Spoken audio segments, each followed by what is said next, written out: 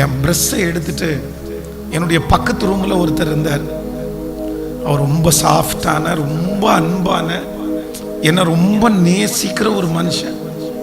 அவரிடத்துல போய் என்னுடைய பேஸ்ட்டை ப்ரெஷ்ஷை காமிச்சு, நான் ஓய் அப்படின்னு கூப்பிடுறது வழக்கம். அப்போ வந்து ஓய் கொஞ்சம் பேஸ்ட் கொடுக்குறீங்களா அப்படின்னு கேட்டேன்.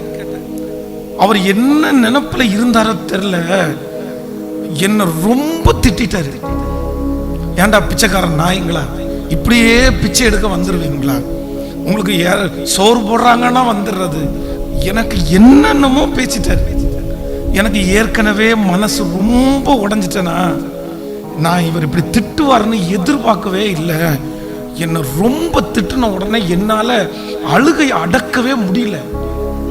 நான் அப்படியே அந்த மேலே ரூம், அது படிக்கட்டு வழி, வேகமாக நான் இறங்கி வந்து ஒரு பாத்ரூமுக்கு முன்னாடி உட்காந்து என் 2 கையினால என் முகத்தை மூடிட்டு, ஏசப்பா ஊழியம்னா என்னன்னு கூட எனக்கு தெரியாது, ஆனால் ஒன்னே ஒன்று, நான் சின்ன வயசில் எடுத்த ஒரே தீர்மானம், எங்கள் பாஸ்டர் ஏதாவது ஒன்று சொன்னாருன்னா அது நீங்கள் சொன்னதா நான் நினச்சிக்குவேன் அப்படின்னு தான் நான் நினச்சி இந்த ஊழியத்துக்காக காலடி எடுத்து வச்சேன். ஆனால் ஒன்னே ஒன்று மட்டும் கேட்குறேன், உண்மையான ஊழியத்துக்குன்னு நீங்கள் என்ன அழைச்சிருந்தீங்கன்னா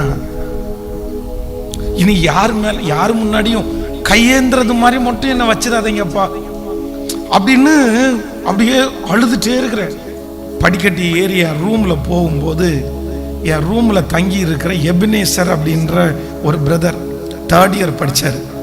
அப்போ அவர் வந்து என்கிட்ட சொன்னார், நான் இந்த பைபிள் காலேஜை டிஸ்கண்டினியூ பண்ண போகிறேன், நான் ஊருக்கு போகிறேன், எனக்கு கல்யாணம் பார்த்துட்டாங்க, அதனால நான் யூஸ் பண்ண சோப்பு பேஸ்ட் எல்லாம் நிறைய இருக்குது, நீங்கள் யூஸ் பண்ணிக்குவீங்களான்னு கேட்டார்.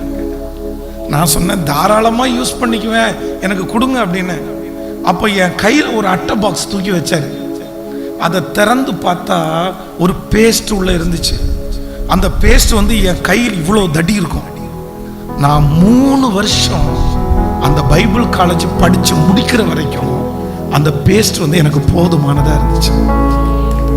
3 இயர்ஸ் படித்து முடிக்கிற வரைக்கும்.